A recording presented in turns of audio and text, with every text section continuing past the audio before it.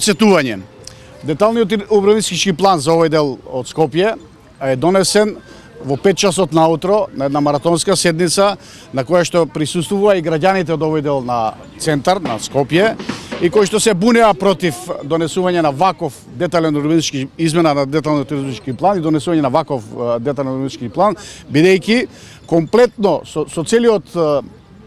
со сите измени на деталниот урбанистички план прво се уништуваше зеленилото комплетно овде, значи белите дробови на овој дел од градот се уништува и потоа бидејќи се лепат згради до постоечки згради се уништува и имотот фактички на луѓето тука бидејќи му се намалува вредноста на тоа.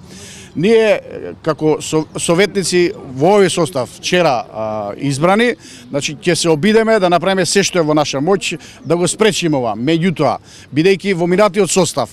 советниците од ВМРО-ДПМН, од ДОМ, од Социјалистичка партија, од ЛДП и од НСДП го донесува овој детален урбанистички план и ги донесува тие измени, а сега се обидуваат да прават некои корекции на тоа кои што веројатно тешко можат. Ние не можеме да насадиме повторно волку стари дрва веднаш тука за да може да бидат пак бели дробови на овој дел градот.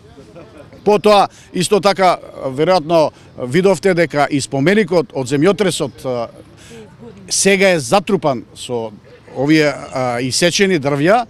што значи дека иако градот нешто зборува дека ќе славиме 50 годишнина сега на 26 јули од земјотресот, а ние денеска го затрпавме со дрвја, со исечени дрвја, споменикот од земјотресот и веројатно утре заутре ќе биде некаде дислоциран во некое депо за да не му се гледа воопшто како изгледа. Значи јас само сакам да порачам на сите граѓани дека навистина треба сите заедно да се сплотиме и да се бориме против злото на уништување на зеленилото во Скопје и во центар.